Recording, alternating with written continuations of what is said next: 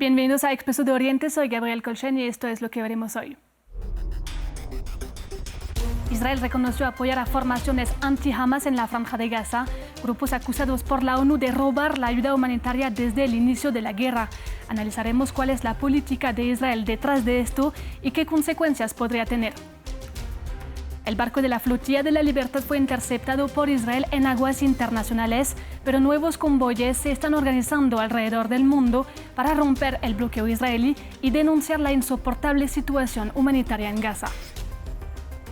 Y 6 meses después de la caída del régimen de Bashar al-Assad, gran parte de los sirios disfrutan de lo que muchos perciben como una ola de libertad, pero en el mundo cultural, los artistas también tienen sus dudas sobre cómo se comportará realmente el nuevo poder. Empezamos en Israel porque el primer ministro Benjamin Netanyahu confirmó que apoya a grupos armados anti-Hamas en la Franja de Gaza.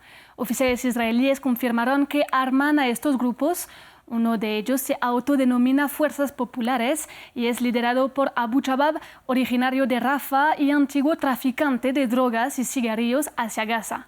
Según Benjamin Netanyahu, cualquier intento para derrocar a Hamas es justificado, pero la ONU y varias organizaciones que operan en Gaza acusan a estos grupos de saquear la ayuda humanitaria bajo el apoyo tácito de Israel.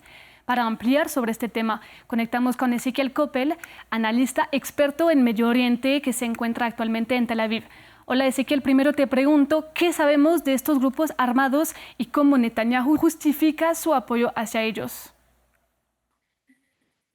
Yo creo que se sabe todo es a partir de una declaración de un antiguo político israelí y me parece que es un deseo que tiene Netanyahu hace mucho tiempo de tratar de buscar como una especie de solución mágica donde la Franja de Gaza se organizaría bajo un liderato alternativo que no sea ni el de la OLP y tampoco el de Hamas. Me parece que ciertamente lo que está haciendo Netanyahu es una continuación de su política histórica, que es negar a la OLP como una especie de representante de los palestinos. Me parece que también es una especie de receta que Israel ha utilizado en diferentes ocupaciones, incluso cuando estuvo en el Líbano, que creó el Ejército del Sur del Líbano para tratar de lidiar como una especie de liderato alternativo en su ocupación del Líbano. Y de alguna manera también, si lo pensamos, el surgimiento de Hamas también fue como una búsqueda de alguna especie de punto de apoyo o algo que le saque el poder a la OLP.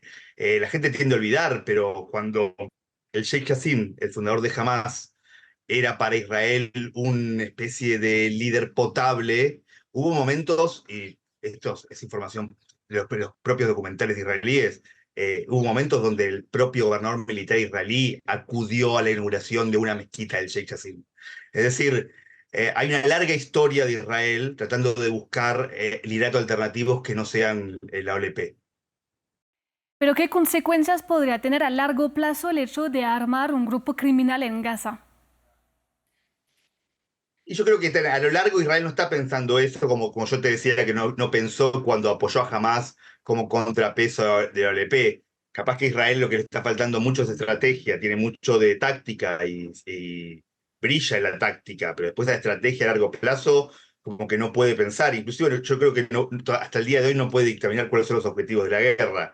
En vez de que Netanyahu lo va cambiando, algunas veces son los secuestrados, otras veces son la destrucción de Hamas, otras veces es que la gente se vaya de Gaza. Yo creo que Israel no está pensando en un futuro. Yo creo que está pensando en tratar de debilitar a Hamas y también que la Franja de Gaza sea un lugar casi invivible, por decirlo de alguna manera, que se convierta en una especie de Somalia del pasado, donde un montón de bandas lo manejan y no haya nadie suficientemente fuerte para poder golpear a Israel.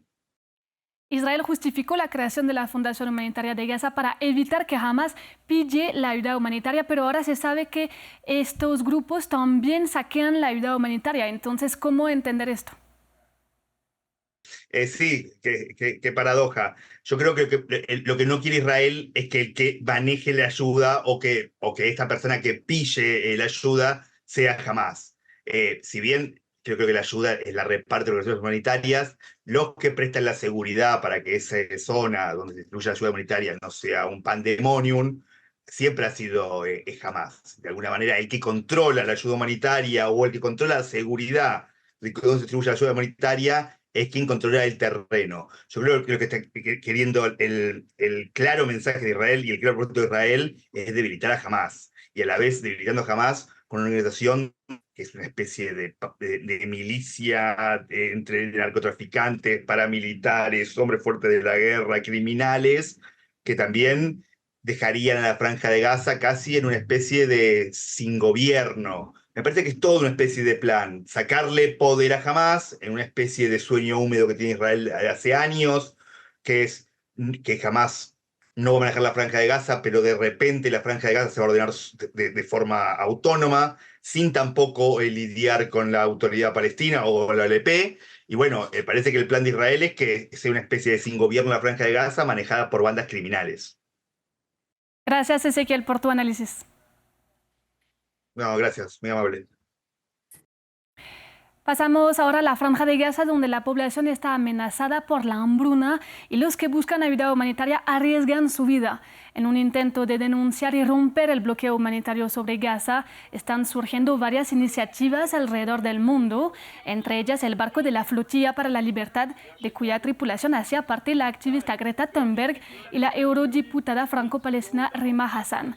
Pero fue interceptado en aguas internacionales por Israel, algo ilegal en el derecho internacional, antes de que los activistas a bordo fueran repatriados a sus países de origen. Una de las primeras fue Thunberg, quien llegó al aeropuerto Charles de Gaulle de París el 10 de junio.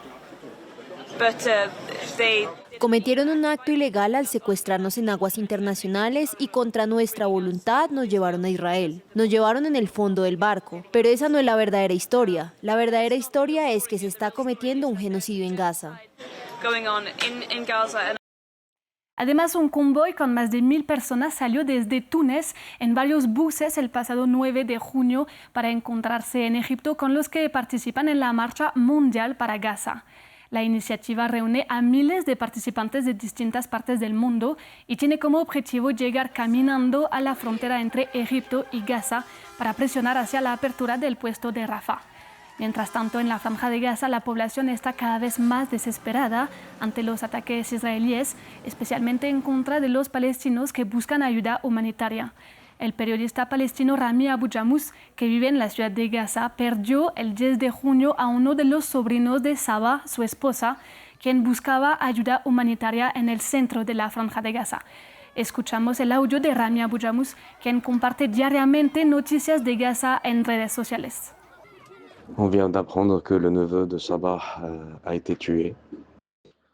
Nos acaban de decir que el sobrino de Saba fue asesinado. Tenía 18 años. Era el hijo mayor de la hermana de Saba. Estaba entre las personas que estaban buscando ayuda humanitaria, o más bien ayuda inhumanitaria, que los israelíes querían distribuir en lo que llamamos el corredor Netzarim.